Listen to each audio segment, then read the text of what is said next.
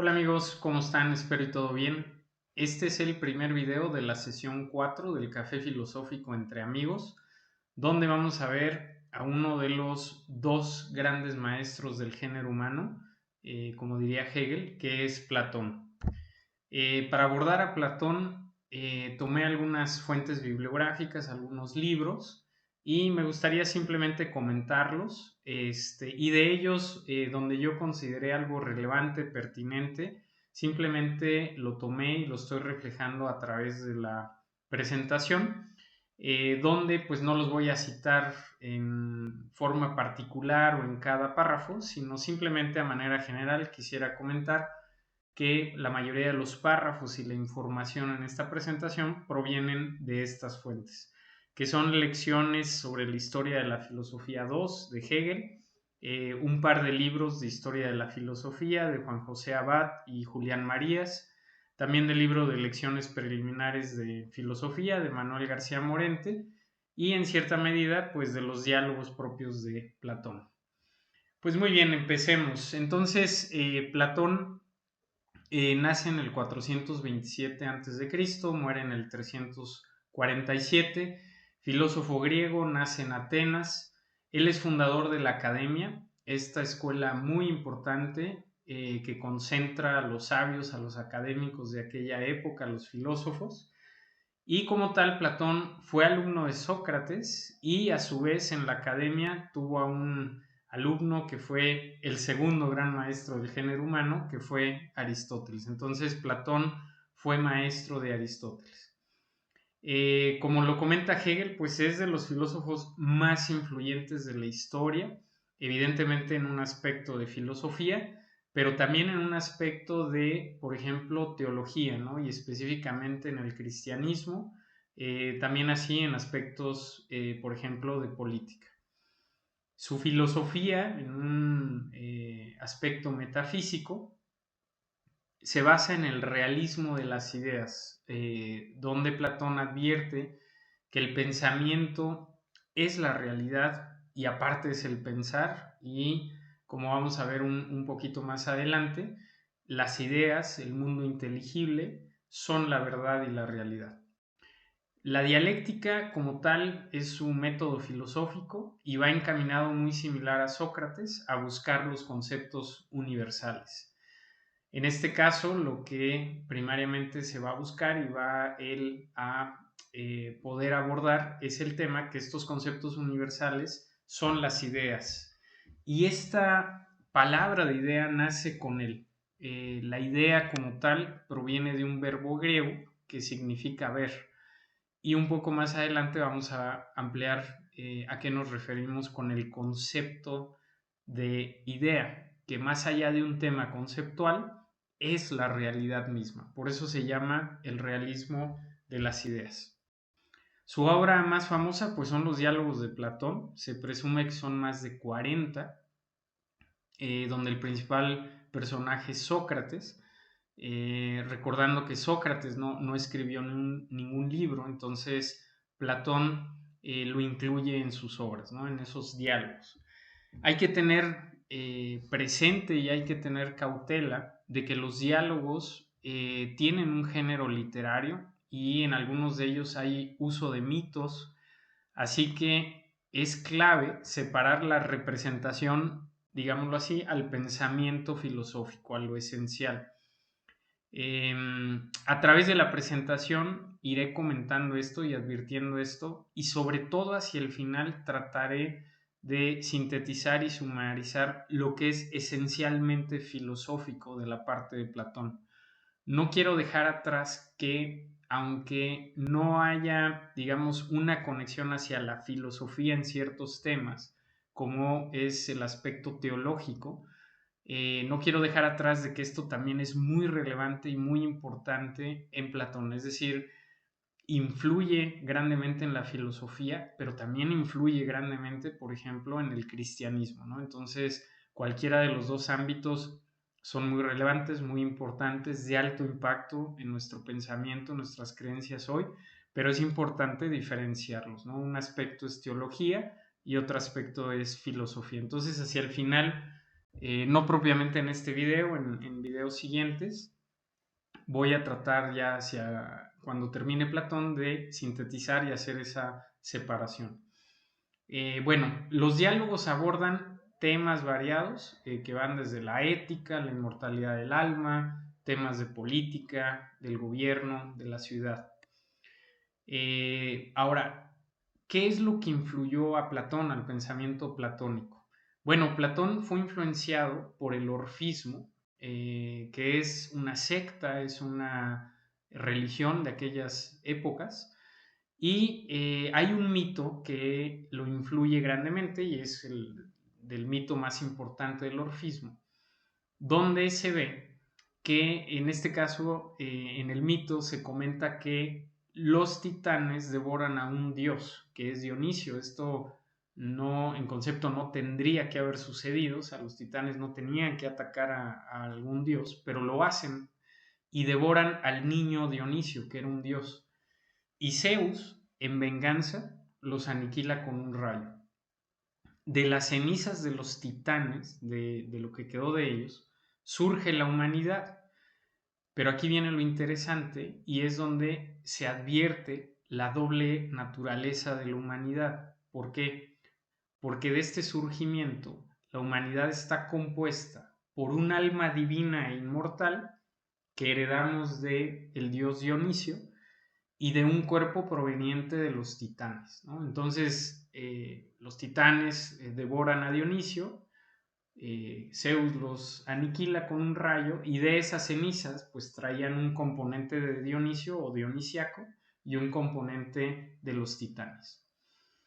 Y por lo tanto también creían en la purificación y salvación del alma eterna, porque al tener ya una naturaleza también divina la humanidad, y que es la más importante, es el alma, por lo tanto creen en la eternidad de la misma.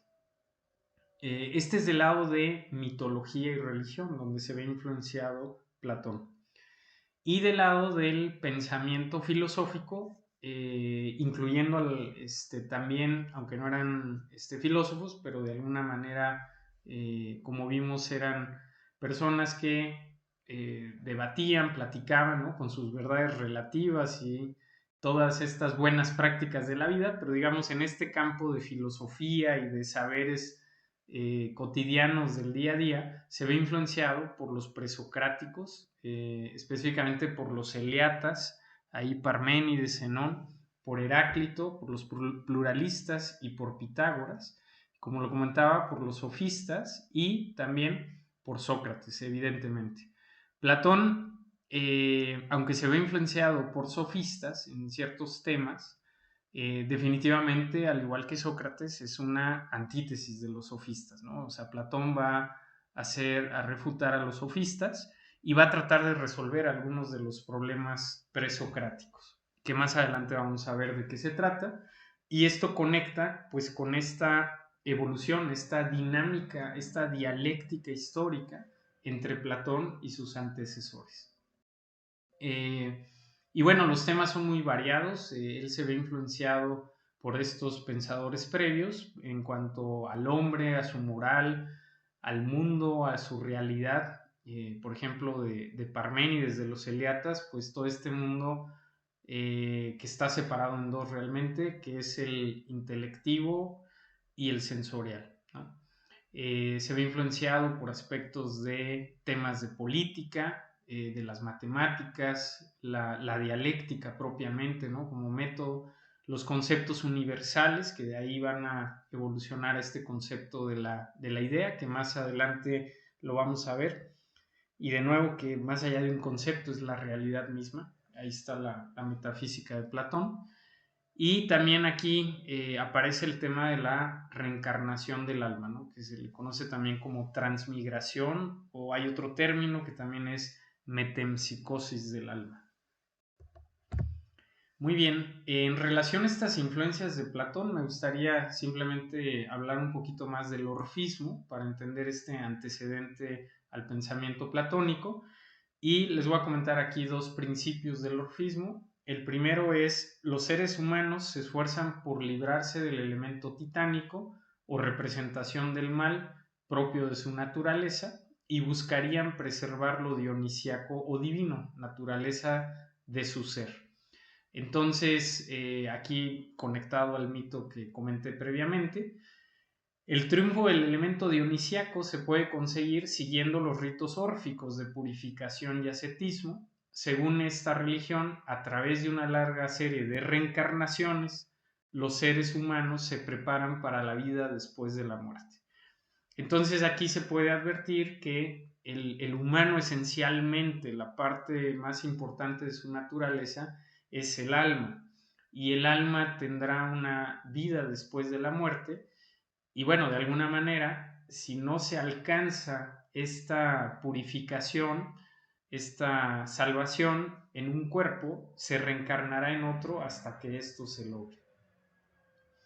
Si han vivido en el mal, los hombres serán castigados, pero si han vivido en la santidad, después de su muerte, sus almas se liberarán completamente de los elementos titánicos y se reunirán con la divinidad. Entonces, estos principios del orfismo, como podemos ver, contienen elementos que van a influenciar a Platón, pero podemos ver de una manera muy primaria, muy elemental, muy básica, cómo alcanzan incluso a influir a la parte del cristianismo temprano. Bueno, la otra parte, como ya lo comenté, es esta división de los dos mundos, el mundo intelectivo, inteligible, y el mundo sensorial, el mundo físico. Y entonces, en este caso, algo que influía plenamente a Platón era el concepto de la fragilidad que tiene el mundo sensible, la falsedad que puede tener. En este sentido, Julián Marías, en alguna parte de su obra en relación a Platón, lo comenta de esta manera y lo voy a reflejar así tal cual para dar cuenta de cómo Platón veía este mundo vulnerable a la opinión, vulnerable a las diferentes perspectivas, siendo muy diferente al mundo inteligible donde sí pudiera haber conceptos universales, donde todo mundo lleguemos a esa verdad. Entonces aquí en este mundo sensible y frágil, comento lo que dice Julián Marías en relación a Platón. El hombre es un animal que habla, el hombre tiene una identidad y cuando referimos que habla, sigue siendo hombre. Pero hay un problema, el hombre físico morirá y dejará de serlo, y algunos escucharon que habló, pero otros escucharon que hizo ruidos. Casi predicamos unas casi propiedades de unas casi cosas. Entonces, en este sentido, vemos cómo el escuchar, el ver, todo esto que nos llega por los sentidos es vulnerable, puede ser sujeto a la opinión. Entonces aparece siempre esta palabra que de alguna manera determina la fragilidad y la falsedad, que es el casi, ¿no? Casi predicamos, casi propiedades, casi cosas. Y entonces viene la gran pregunta de Platón. Si esto es el mundo del casi, entonces, ¿cuál es el mundo real? ¿Cuál es el mundo donde este casi no existe y llego a predicar propiedades de cosas? Y ese mundo será el inteligible, no el de los sentidos. Pues muy bien, en relación a los diálogos de Platón, como tal, bueno, el libro actualmente es muy accesible, hay muchas editoriales del libro, yo por ejemplo aquí les pongo uno incluso que adquirí en forma electrónica, y también busqué en internet a ver si había alguna tablita o algo que sumarizara los diálogos, al menos los principales, y los temas que abordan. Encontré esta tabla, se las comparto aquí en el video, y aquí podemos ver los diferentes diálogos que se dividen incluso de acuerdo al momento de su vida, juventud, madurez, vejez de Platón. Y como podemos ver aquí, los temas son muy variados, ¿no? Puede abordar desde la naturaleza de la piedad, como vimos en videos anteriores, ¿no? El tema de la valentía con Laques, ¿no? Que vimos ese diálogo un poquito más en detalle. El tema de la amistad, el amor, la belleza, la inmortalidad del alma, el tema del Estado, ¿no? En la parte de política. Entonces, los temas son muy amplios, muy variados y como decía, esto es un sistema filosófico que va a abordar el tema del mundo, la realidad, el hombre, su sociedad. Y bueno, pues ya entrando un poco más a detalle en la metafísica de Platón en relación a la realidad, de qué es el mundo y la realidad, y esto Platón lo trabaja en respuesta a los presocráticos, es lo siguiente, él advierte que en la propuesta eleata hay una problemática. ¿Cuál es? O una paradoja, y es el ser metafísico de Parménides, y esto lo advierte en un diálogo, que es el del sofista. El problema es el siguiente, el ser de Parménides nos da cuenta, como ya lo vimos en videos previos, de la existencia de las cosas, ¿no? Y si recuerdan decíamos, ¿qué es lo común entre una mesa, una piedra y un árbol? Lo común es que los tres existen. La existencia misma es lo verdadero, es lo común entre todos, y el ser es el arjé, es lo que está detrás de esa existencia. Oye, pero al final, pues yo veo una mesa, un árbol y una piedra, y en aquel entonces Parménides nos diría que ese mundo sensorial donde vemos las cosas es falso, y que el mundo inteligible donde yo llego a ese ser y que lógicamente, ontológicamente, me da cuenta de la existencia, ahí está la verdad. Pero Platón sigue, digamos, empeñado y trabajando en resolver esta paradoja de que al final el mundo sensorial es muy variado, es muy cambiante. Entonces dice, ¿cómo puede haber algo que le dé la existencia a las cosas, pero a su vez le dé la consistencia? Entonces, Platón quiere buscar la respuesta de cómo una mesa que yo veo en el mundo sensorial existe, pero aparte advierto yo que es una mesa, no solamente que es un ente que existe, sino aparte es una mesa. Entonces, la existencia es una cosa y la consistencia es otra, lo que hace ser cada cosa en lo particular. La respuesta de Platón a esta paradoja es la siguiente.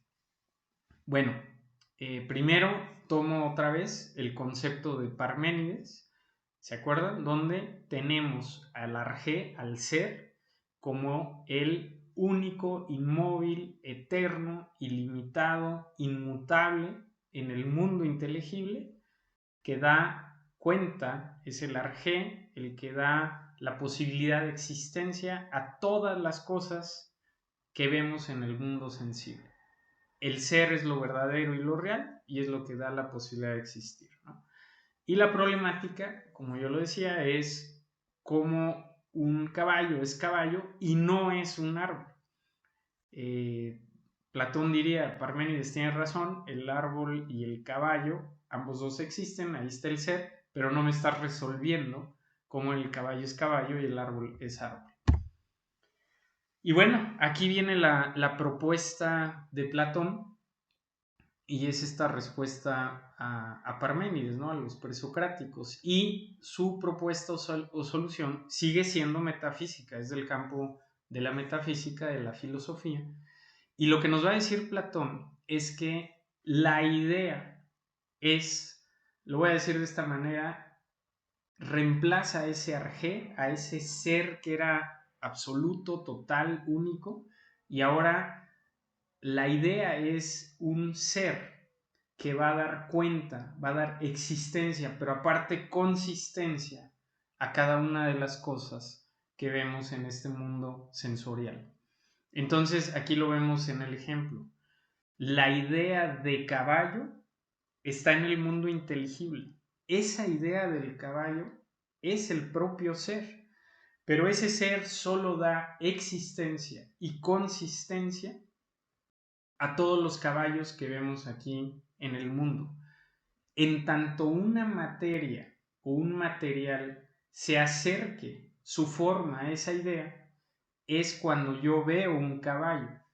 Entonces diríamos, la idea es lo que veo cuando veo algo. O sea, cuando yo veo una materia que toma la forma de la idea del caballo, entonces yo advierto y digo, ahí hay un caballo. Pero estas materias que están aquí en este mundo sensorial y físico, que son los caballos, solo se acercan, solo se aproximan a la idea perfecta, la idea universal y verdadera y real de lo que es el caballo. Entonces hay que tener presente que la idea no es solamente un tema conceptual, la idea tiene las propiedades del ser, es la verdad, es lo real, es lo que da propiamente la existencia, pero aparte la consistencia a las cosas que vemos aquí en este mundo sensorial. Pero las cosas aquí abajo solamente son un reflejo, son algo parecido, son una sombra de esa idea que es la verdadera, la universal, la única, la inmutable, que adquiere estas propiedades del ser de Parménides. Y bueno, bajo este sentido, propiamente Platón dice, sigue él bajo la pauta de que hay un mundo inteligible y hay un mundo sensorial o sensible. La diferencia con Parménides es que el mundo inteligible está repleto de ideas, no de un solo ser, que antes nada más nos daba cuenta de la existencia. Ahora tenemos un mundo inteligible donde están las diferentes ideas que por sí solas son inmutables, únicas, verdaderas, universales, y no solamente dar cuenta de la existencia, sino de la consistencia de las cosas aquí abajo. Entonces, ¿cuál es la manera de conocer esas ideas? Pues va a ser la dialéctica. La dialéctica a través de nuestro pensamiento, que propiamente para Platón el pensamiento es nuestra alma, es la que va a hacer llegarnos a esa idea que es lo general y nos vamos a alejar de los casos particulares que son lo que ven nuestros sentidos, ¿no? Veo un caballo negro, un caballo pinto, un caballo bajito, un caballo alto. Todas esas variaciones de nuestros sentidos son casos particulares. Pero ¿cómo puedo llegar a la idea de caballo, a la verdad, a la realidad del caballo? Es solamente a través de mi pensamiento, de la dialéctica. Y propiamente, pues esto haría la diferencia entre un sofista y un filósofo. El sofista se quedaría en lo particular, en la verdad relativa, y el filósofo buscaría las ideas, los conceptos universales. Entonces, aquí tenemos una representación de la metafísica del realismo de las ideas de Platón, donde, si se acuerdan en Parménides, acá arriba estaba solamente el ser, y ahora tenemos en ese mundo inteligible las ideas únicas, inmutables y eternas. Y entonces existe la idea de caballo, la idea de perro, la idea de árbol. Y estas son el auténtico ser, dan origen y posibilidad de existir a las cosas, pero también de que sean lo que son, cosas diferentes, resolviendo el problema de Parménides. Este mundo inteligible y las ideas están en un mundo que se le conoce o lo llamaba Platón como el topus Uranus. Y este mundo pues es separado de las cosas de este mundo sensible. Esto está en el Diálogo de la República. Ahora, es importante también resaltar que en el mundo inteligible, donde están las ideas, que es el topus Uranus, no solamente tenemos ideas que dan posibilidad de existir a las cosas y de que sean lo que son, estas cosas diferentes, sino también hay otro tipo de ideas y de hecho de mayor jerarquía. Nos comenta Platón que en ese mundo inteligible están allá las ideas éticas y estéticas, por ejemplo, de la justicia, de la virtud, de la bondad, ¿no? Existen los entes matemáticos de las proporciones y las relaciones, la unidad y la pluralidad, ahí vemos la influencia pitagórica. Están las ideas de los seres sensibles, de las cosas, lo que estamos comentando. Que algo interesante es, en tanto más una cosa se acerque a esa idea, nosotros la percibimos como más perfecta, ¿no? Entonces un caballo en tanto, este caballo material acá abajo, en tanto más se aproxime a la idea de caballo, acá abajo lo vamos a ver como un caballo semental casi perfecto, ¿no? Podríamos decir. Eh, También existen las ideas de los cuerpos simples, ¿no? Aquí vemos la influencia de los pluralistas como el fuego, el aire, la tierra y el agua, y también conceptos como lo negativo, la suciedad, ¿no? Entonces el Topus Uranus contiene todo ese mundo de las ideas que en sumario compone no solamente el mundo sensible, sino también estas realidades sobre la ética, la estética, las matemáticas. Y bueno, vendría una pregunta fundamental. ¿De dónde vienen las ideas? ¿Quién creó las ideas? Y entonces Platón, dentro de su metafísica, nos comenta que hay una idea que es la señora productora de la verdad, de las demás ideas y de la propia inteligencia. Y esa es la idea del bien, que teológicamente la idea del bien sería Dios mismo. Es decir, advierte Platón que Dios es el creador de todo. Es la idea del bien y en este sentido podríamos ver en la realidad, en el mundo de Platón, tres entidades muy importantes. Uno, la idea del bien, Dios, que es la primera idea suprema, la creadora de todo, que siempre ha existido, a ella no la antecede nada, es eterno, tiene esta característica como el ser, es eterno, y es la que ha creado todas las demás ideas. Acuérdense que no solamente la parte de realidad sensible, sino también la idea de justicia, la idea de bondad, la idea de belleza, ha creado todo. Segundo plano, pues son propiamente las ideas, ¿no? Como tal, ese mundo inteligible en donde están todas las ideas, el Topus Uranus. Y tercero, per se, pues este mundo material, físico, ¿no? Que de alguna manera hay formas aquí abajo que se asemejan a este mundo de las ideas y que nosotros, hombres, al ver que se asemejan a la idea, podemos entonces ver la idea misma.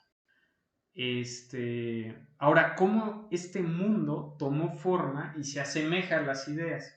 Bueno, Platón también se reconoce que él, dentro de sus creencias religiosas, comentaba que había otros dioses, otras deidades, en adición a esta idea del bien o el Dios supremo, ¿no? Que provenían también del Dios mismo. Y uno de ellos, que es Demiurgo, es una deidad, él tuvo la labor de acá abajo al mundo material, vamos a pensar este mundo de plastilina, agarró este mundo de plastilina y le empezó a dar forma tal que se pareciera a las ideas. Y entonces el hombre, al ver estas formas acá abajo, que Demiurgo les dio esa forma, entonces lo que vemos en realidad es la idea, ¿no? Entonces, si una materia acá abajo, algo material, toma la forma parecida a la idea del árbol, para nosotros es entonces el árbol. Pero lo que hay que tener presente es que eso es una plastilina, es algo que toma cierta forma, pero lo verdadero, lo real, lo esencial es la idea del árbol. Ese es el realismo de las ideas de Platón y que está en el mundo inteligible. Pues muy bien amigos, voy a dejar hasta aquí este video y en un siguiente plano voy a hablar de la primera preconcepción de lo que es el hombre. Es decir, cómo el hombre puede ver todo lo que estoy comentando, puede en su pensamiento tener acceso a este mundo de las ideas y en este sentido, como sistema filosófico, en un siguiente video voy a hablar del hombre, cómo se engrana, cómo encaja con todo esto que estoy hablando. Muchas gracias amigos, bye bye.